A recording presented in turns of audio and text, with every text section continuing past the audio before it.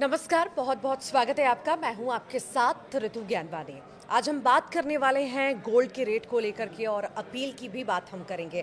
दरअसल गोल्ड का रेट आप देख रहे हैं, लगातार रिकॉर्ड हाई हम रेट्स देख रहे हैं गोल्ड के। इसी बीच स्टॉक मार्केट की अगर हम बात करें तो उसमें भी उतार चढ़ाव लगातार नजर आ रहे हैं। इसी बीच पीएम मोदी की अपील कि अभी 1 साल तक गोल्ड ना खरीदें। इस अपील के बाद कितना असर हुआ लोगों पर? क्या वाकई लोगों ने इसे फॉलो किया या बढ़ चढ़कर खरीदारी की? जानेंगे। हमारे साथ एक्सपर्ट जुड़े हैं, इकोनॉमिक एंड फाइनेंस एक्सपर्ट हैं शरद कौली जी। शरद जी, बहुत बहुत स्वागत है आपका हमारे इस खास पॉडकास्ट में। सर, मोदी जी ने अपील की कि 1 साल तक गोल्ड ना खरीदें जी। आखिर इस अपील का कितना असर आपने देखा, लोगों के ऊपर कितना प्रभाव देखा? इमोशनली लोगों ने सोचा या फाइनेंशियली लोगों ने सोचा? देखिए, जब उन्होंने अपील करी तो पहले 2 दिन तो ज्वेलर्स की दुकान पे भीड़ बढ़ गई, क्योंकि जिन लोगों ने आगे लेना था, जिनके घर में शादियां थी या किसी ज़रूरत की वजह से लेना था, उन्होंने फटाफट जाके कहा कि 1-2 दिन में ले लें, क्योंकि हो सकता है कि मोदी जी अपील करते हैं उसके बाद कोई पॉलिसी ना आ जाए। तो इस वजह से 1-2 दिन तो भीड़ दिखी। पर अब देखने को मिल रहा है ऋतु के थोड़ा सा ज्वेलरी की जो डिमांड है, गोल्ड की डिमांड 2 तरीके की है। करीब 60 से 70% डिमांड इसमें ज्वेलरी की है, बाकी 30 से 40% डिमांड इसमें निवेश की है। तो जो ज्वेलरी की डिमांड है उसमें तो थोड़ा सा फ़र्क दिखाई दे रहा है, क्योंकि लोग मोदी जी की बात मानते हैं। बहुत बड़े देश के सबसे बड़े ब्रांड एम्बेसडर हैं वो। जब उन्होंने थाली बजाने को कहा, लोगों ने थाली बजाई। जब दिया जलाने को कहा, कोविड में दिया जलाया।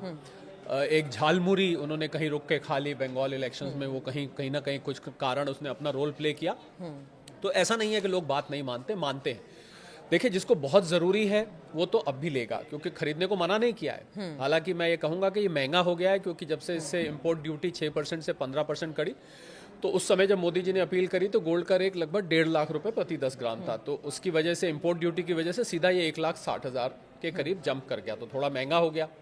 अब जहाँ फ़र्क नहीं पड़ा है, मैं आपको वो बता देता हूँ। जो निवेश की डिमांड है वहाँ पर इतना फ़र्क नहीं दिखाई दे रहा है, क्योंकि जो गोल्ड के ETFs हैं, जिसको हम एक्सचेंज ट्रेडेड फंड्स कहते हैं, और जो गोल्ड के म्यूचुअल फंड्स हैं, क्योंकि लोगों को तो ऐसा लगता है कि भाई हम सीधा गोल्ड तो ले नहीं रहे। हाँ। हम तो एक फंड में इन्वेस्ट कर रहे हैं। हाँ। आगे फंड गोल्ड ले रहा है, तो लोगों को लगता है भाई सीधा मोदी जी की बात का उल्लंघन तो नहीं हो रहा है, उनको इतना कोई मॉरली गिल्ट फील नहीं होता है। तो निवेश की जो डिमांड है वो बनी हुई है, परंतु जो ज्वेलरी की डिमांड है उसमें एक बार को घर पे जरूर चलने से पहले ये बात डिस्कस होती है कि भाई मोदी जी ने मना किया है, या ये हो सकता है जिसने ज्यादा लेना था वो अब कम ले रहा है, जिसने मान लीजिए पूरा सेट लेना था वो कहता है चलिए एक चेन ही ले लेते हैं। इस प्रकार का थोड़ा सा जो ज्वेलर से मुझे संकेत आए हैं कि थोड़ा फर्क पड़ा है, परंतु निवेश की जो मार्केट है, हाँ, उसमें उतना फर्क मुझे नहीं। और अभी तो मैं आपको बताऊं कि मोदी जी की अपील से थोड़ा ही पहले EGR निकाला गया था। उसको बोलते हैं इलेक्ट्रॉनिक गोल्ड रिसीट, यानी कि गोल्ड लेने का एक नया तरीका निकाला गया था, जिसके माध्यम से आप डीमैट अकाउंट में गोल्ड ले सकते थे। तो अब तो इस हफ्ते से EGR भी चालू हो गया, जिसमें 1 ग्राम, 10 ग्राम, 100 ग्राम के यूनिट ले सकते हैं। हाँ। तो जैसा मैंने कहा कि निवेश की डिमांड में उतना फर्क नहीं पड़ा है, पर ज्वेलरी की डिमांड में अब धीरे धीरे फर्क दिखाई दे रहा है। पर असली तब पता लगेगा ऋतु, जब हम पीक शादी के सीजन में चले जाएंगे। हाँ। क्योंकि वहां पर लोगों की भावनाओं से अक्टूबर के से पहले ही, बल्कि जुलाई अगस्त में शादियों की लोग तैयारी शुरू कर देते हैं। तो मुझे लग रहा है कि जब शादी का सीजन होगा तो लोग क्या बिना गोल्ड के शादी करेंगे, क्योंकि अब मुझे तो ज्वेलर्स ने यह भी बताया कि नया खरीदने वाले तो कम आ रहे हैं, परंतु जिनके घर पे गोल्ड ऑलरेडी पड़ा हुआ है। हाँ। तो भारत, आप जानते हैं, भारतीय घरों में एक अंतर्राष्ट्रीय एजेंसी के अनुमान के हिसाब से, भारत की भी कुछ एजेंसीज के अनुमान के हिसाब से 30,000 टन भारतीय घरों में गोल्ड पड़ा है। 30 करोड़ यहाँ परिवार हैं अप्रॉक्सीमेटली। सोचिए आप कितनी बड़ी मात्रा में गोल्ड पड़ा है। तो लोग रिसाइकिल कराने आ रहे हैं, मतलब पुराना गोल्ड लेके गए, आप पुराना सेट पड़ा है जो फैशन से बाहर हो चुका है, उसको ले गए आप, उसमें से चूड़ियां बनवा ली या कंगन बनवा ली या नया सेट बनवा लिया। तो ये काम तो अभी भी चल रहा है, परंतु नया खरीदने में थोड़ा थोड़ा फर्क पड़ा है। पर असली टेस्ट मोदी जी की बात का तभी होगा जब शादी का सीजन आएगा और लोगों के सिर पर आ पड़ेगी, क्या वो बिना गोल्ड के नए खरीदे शादी करेंगे, नहीं करेंगे, ये हमें समय बताएगा। ये तो हमने अपील की बात की, ज़रूरत की बात हमने की कि शादी ब्याह है, सब में गोल्ड लेने की ज़रूरत पड़ती है। अगर हम सुरक्षित ऑप्शन की बात करें तो सुरक्षित ऑप्शन क्या है सबसे ज़्यादा लोगों के लिए? देखिए, सुरक्षित ऑप्शन तो गोल्ड को शुरू से ही माना जाता है, क्योंकि ऐसे मुसीबत का साथी, मुसीबत के वक्त में लोग गोल्ड की तरफ जाते हैं। ये तो देखा ही जाता है, ये तो शुरू से ही है। तो वो डिमांड भी, जैसा मैंने आपको कहा कि जो निवेश की डिमांड है, अब मान लीजिए किसी ने निवेश के लिए कॉइन लेना है या निवेश के लिए आपने वो छोटा सा चिप मिलता है वो लेना है, बिस्किट बोलते हैं जिसको, तो वो भी डिमांड में उतना फर्क नहीं पड़ा है ऋतु। मैं आपको सच बात बताऊं, ज्वेलरी की डिमांड में थोड़ा सा फर्क पड़ा है, क्योंकि ज्वेलरी ऐसी चीज़ होती है उसमें थोड़ा सा एक घरेलू बात भी है। घरेलू बात यह है कि मुझे पता लगा किसी महिला ने कहा कि मुझे नया मंगलसूत्र चाहिए, तो उनके जो हस्बैंड थे उन्होंने कहा कि देखो मोदी जी ने मना किया है तो अभी आप मत लीजिए। तो इस प्रकार का भी पैटर्न देखने को मिल रहा है। तो ज्वेलरी में फर्क पड़ा है, पर मुझे लगता है कालांतर में। और मोदी जी ने, ऋतु एक बात ध्यान देने वाली बात यह है, मोदी जी ने 1 साल के लिए मना किया। तो उन्होंने जब 1 साल का कहा तो कोई 1 साल ऐसा कोई बहुत कैलकुलेटेड पीरियड नहीं था, उन्होंने अंदाजे से 1 साल के लिए कह दिया। अगर ये क्रूड ऑयल के दाम गिरते हैं, इनडायरेक्टली हम कह सकते हैं लोगों को इंडियन इकोनॉमी पर भरोसा रखने के लिए कहा गया है कि हाँ भाई इस पर भरोसा आप रखो, कहीं ना कहीं अच्छा ऑप्शन है। ये इसलिए कहा गया है क्योंकि $72 बिलियन का हमने पिछले साल गोल्ड इंपोर्ट किया, तो बहुत बड़ी मात्रा में हमारे विदेशी मुद्रा भंडार खर्च हो रहा था, इसलिए मोदी जी ने कहा। पर उन्होंने, जैसा मैंने कहा कि 1 साल उन्होंने अंदाजे से कहा है। अगर परिस्थिति पहले सुधर जाती है और क्रूड ऑयल के दाम नीचे आ जाते हैं, विदेशी मुद्रा भंडार उतनी स्पीड से खाली नहीं होता, तो 1 साल से पहले भी आप खरीद सकते हैं, कोई ऐसी बात नहीं है। मतलब परिस्थितियां सुधरने से मतलब है, 1 साल उन्होंने ऐसे अंदाजे से बोल दिया। बार बार ये भी कहा जाता है कि देश की इकोनॉमी स्ट्रांग है, अगर इकोनॉमी स्ट्रांग है तो लोग गोल्ड की तरफ भाग क्यों रहे?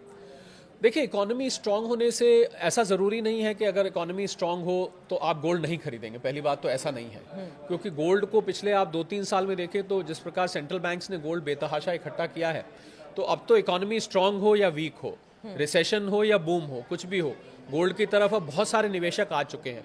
तो मुझे लगता है अब इसका इकोनॉमी से वीक का गोल्ड का इतना संबंध नहीं रह गया। पहले ऐसा हुआ करता था, अब ऐसा कुछ नहीं है। जो गोल्ड के निवेशक, इतने नए निवेशक ऋतु इसमें जुड़े हैं पिछले 2 साल में कि आप कल्पना भी नहीं कर सकते। लोगों ने शेयर मार्केट से हट के गोल्ड में आए हैं। अच्छा, जेनजी बहुत बड़ी मात्रा में गोल्ड में आए हैं। इनफैक्ट जो डिजिटल गोल्ड में, आपको याद होगा पीछे कुछ प्लेटफॉर्म में नाम नहीं लेता, वहां पर इन्वेस्टमेंट करा थे, जिसके बारे में सेबी ने बोला था कि हम इसके जिम्मेवार नहीं है, ये मान्यता प्राप्त नहीं है।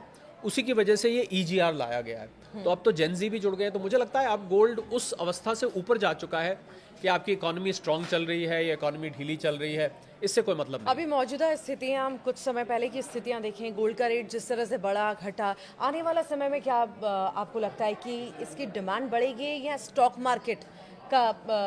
मार्केट या आगे नजर आएगा? देखिए, वैसे तो गोल्ड निवेश की सलाह आपको अपने सेबी रजिस्टर्ड फाइनेंशियल एडवाइजर से लेनी चाहिए, और मैं जो बात कर रहा हूँ वो एक एनालिसिस है। पर आपने क्योंकि सवाल पूछा है, मुझे गोल्ड का भविष्य उज्जवल नजर आता है, क्योंकि जिस प्रकार से सेंट्रल बैंक्स ने लगातार इसको खरीदा है और बहुत बड़े मात्रा में चाइना और दुनिया भर के बैंक्स ने इसको इकट्ठा किया है, उससे ये नजर आ रहा है। और दुनिया भर की अगर आप इंस्टीट्यूशनल रिसर्च भी देखें, वो भी ये कहती है कि गोल्ड आगे ऊपर जाने वाला है, क्योंकि ये बहुत सीमित मात्रा में है ऋतु, ये बहुत ज़्यादा नहीं बचा है धरती में अब खनन करने के लिए, माइनिंग के लिए। तो क्योंकि अब ज़्यादा नहीं बचा है, ख़त्म होता जा रहा है। और जिस प्रकार से डी डॉलराइजेशन की जो मुहिम चल रही है दुनिया में, आप देखिए दुनिया की इस समय जो आर्थिक परिस्थिति है उसकी जड़ में डॉलर है। डॉलर की डिमांड बढ़ जाने की वजह से हमें विदेशी प्रधानमंत्री जी को जो अपील करनी पड़ी, वो इसी वजह से करनी पड़ी क्योंकि विदेशी मुद्रा भंडार हमारा समाप्त हो रहा था। तो इसको देखते हुए डी डॉलराइजेशन की मुहिम जैसे जैसे चलेगी आगे, वैसे वैसे गोल्ड, तो मुझे गोल्ड का भविष्य बहुत उज्जवल दिखता है।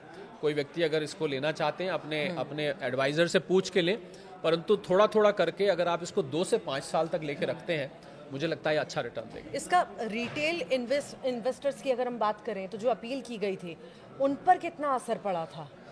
जैसा मैंने कहा कि रिटेल इन्वेस्टर्स ने, देखिए 1-2 दिन तो उन्होंने काफ़ी अपील को सीरियसली लिया, पर जैसा मैंने आपको पहले बताया कि इन्वेस्टमेंट की डिमांड में उतना फ़र्क नहीं दिख रहा है, कंजम्पशन की डिमांड में फ़र्क दिख रहा है। यानी कि ज्वेलरी बनाने वालों ने थोड़ी सी ब्रेक लगाई है, परंतु जो गोल्ड म्यूचुअल फंड्स हैं, गोल्ड ETFs हैं, EGR है, इसमें इतना फर्क अभी नहीं दिखाई। बड़े इन्वेस्टमेंट में अगर हम बात करें तो बड़े इन्वेस्टमेंट में भी चल रहा है, क्योंकि बड़े इन्वेस्टमेंट तो इंस्टीट्यूशंस करते हैं, और भारत में बड़ा इन्वेस्टमेंट हाई नेटवर्थ इंडिविजुअल्स हो गए या कुछ इंस्टीट्यूशंस करते हैं, वहाँ भी ऋतु मुझे इतना फर्क नहीं दिख रहा, क्योंकि इस समय जो दाम है अंतर्राष्ट्रीय बाजार में, दाम करीब $4550 से नीचे चल रहा है, और भारत में क्योंकि इंपोर्ट ड्यूटी लगी उसकी वजह से दाम बढ़ गया।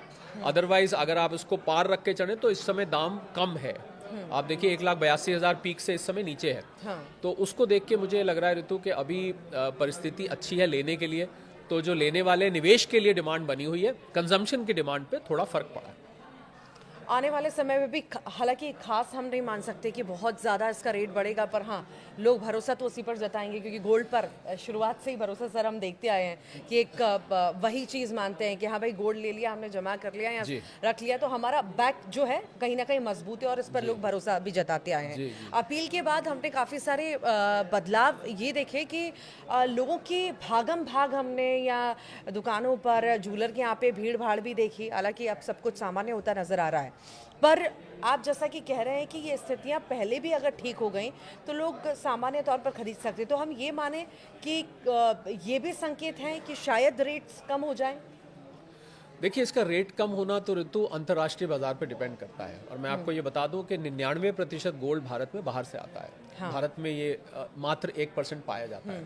तो इसकी जो कीमत होती है उसको हम प्राइस डिस्कवरी कहते हैं। वो प्राइस डिस्कवरी इंटरनेशनली होती है। अमेरिका में न्यूयॉर्क में एक एक्सचेंज है जिसको कॉमेक्स बोलते हैं, कमोडिटी एक्सचेंज, वहाँ पर होती है। लंदन में लंदन बुलियन मार्केट एसोसिएशन है, वहाँ पर होती है। तो इन दो जगह गोल्ड की प्राइस डिस्कवरी इसको बोलते हैं। तो भारत के देखिए इंपोर्ट ड्यूटी बढ़ी तो बड़ा, पर भारत के आर्थिक पैमानों से, भारत की नीतियों से गोल्ड सिल्वर की प्राइसेस पे अंतर्राष्ट्रीय स्तर पे फर्क नहीं पड़ता है। तो अगर अंतर्राष्ट्रीय स्तर पर इसकी प्राइस बढ़ी तो भारत में अपने आप ही बढ़ने लगती है, ऐसे इसको समझ। अच्छा, अगर हम ये समझना चाहें गोल्ड का रेट बढ़ता है या घटता है, बाकी स्टॉक्स पर इसका कितना असर पड़ता है? देखिए, स्टॉक एक्सचेंज की आप बात कर रहे हैं, शेयर मार्केट की बात कर रहे हैं। शेयर मार्केट इस समय मुझे लगता है एक मुश्किल दौर से गुजर रही है क्योंकि रुपए का कमजोर होना।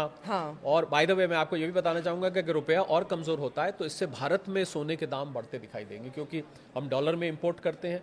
तो आपको अगर रुपया कमजोर होगा तो यहाँ से आपको थोड़ी सी गोल्ड में मजबूती आती दिखेगी। वापस शेयर मार्केट पे आता हूँ जो आपका सवाल है। शेयर मार्केट इस समय थोड़े मुश्किल दौर में है, कभी ऊपर कभी नीचे, कभी ऊपर कभी नीचे, क्योंकि मुझे लग रहा है डोनाल्ड ट्रंप की स्टेटमेंट्स पे ये बिल्कुल जैसे सपेरा बीन बजाता है ना तो वो सांप नाचता है, ऐसे ही बिल्कुल ये नाच रही है। जब ऐसा लगता है ये हाँ ना का जो खेल चल रहा है ईरान और अमेरिका के बीच में, कभी लगता है कि ट्रूस हो जाएगा, शांति हो जाएगी, ये प्रस्ताव स्वीकार, फिर अगले दिन लगता है नहीं होगा, फिर अगले दिन कोई धमकी आती है, फिर ईरान की तरफ से धमकी आती है, फिर लगता है शांति हो जाएगी, फिर लगता है धमकी। तो मार्केट ने पूरी तरह से मार्केट एक बहुत अनिश्चितता के माहौल में है इस समय। तो मुझे लग रहा है मार्केट के लिए थोड़ा सा समय टफ है। पर ऋतु जो काम की बात यह है कि लंबे वक्त के लिए जो मार्केट में निवेश करता है, लंबा वक्त यहाँ मेरा मतलब 10 साल से है। अगर आप 10 साल के लिए मार्केट में निवेश कर रहे हैं तो आप थोड़ा थोड़ा करके SIP फॉर्म में, SIP जरूरी नहीं म्यूचुअल फंड वाले लें, आप अच्छे स्टॉक्स भी पिक कर सकते हैं। लंबे वक्त के लिए अगर आप रहेंगे तो आपको मार्केट कभी निराश नहीं करती है, परंतु उसके लिए आपको लॉन्ग टर्म बना रहना पड़ेगा। शॉर्ट टर्म में आपको मार्केट बहुत वॉलेटाइल दिखाई देगी, कभी ऊपर कभी नीचे, कभी ऊपर कभी नीचे, ये आपको मूवमेंट लगातार दिखती रहेगी। स्टेबिलिटी, धैर्य बहुत जरूरी है लंबे बिल्कुल, वक्त के लिए। मार्केट में बहुत धैर्य। मैंने SIP का नया नाम रखा, वैसे SIP को आपको पता होगा सिस्टमैटिक इन्वेस्टमेंट प्लान कहते हैं, मैंने उसका नाम रखा है सब्र इन्वेस्टमेंट प्लान, क्योंकि अगर आपके पास सब्र नहीं है तो आपको SIP नहीं करनी चाहिए। तो बहुत सारे लोग SIP से बीच में बंद करके निकल जाते हैं, जैसे ही NAV कम होती है निकल जाते हैं, ऐसा नहीं करना चाहिए। शेयर मार्केट में भी आप लगाएं, थोड़ा थोड़ा करके लगाएं, पीरियोडिकली लगाएं, जब जब मार्केट करेक्शन हो, और लंबे वक्त के लिए लगाएं तो मार्केट निराश नहीं करती। फिलहाल के लिए स्थितियां मतलब इतनी ज़्यादा खराब नहीं है अगर हम माने, अपील का असर भी देखा गया और साथ ही साथ अब फिर से नॉर्मल सिचुएशन नज़र आ रही है। गोल्ड को लेकर भी इतनी खास हम भागादौड़ नहीं देख रहे हैं और आने वाले समय में हालांकि सिचुएशंस पे डिपेंड करेगा कि क्या होता है, मार्केट क्या बोलता है, ऊपर नीचे, उस हिसाब से रेट भी रहेगा और उसी हिसाब से डिमांड भी रहेगी। बहुत शुक्रिया सर शरद जी आपका हमारे साथ जुड़ने के लिए, खास जानकारियाँ साझा करने के लिए।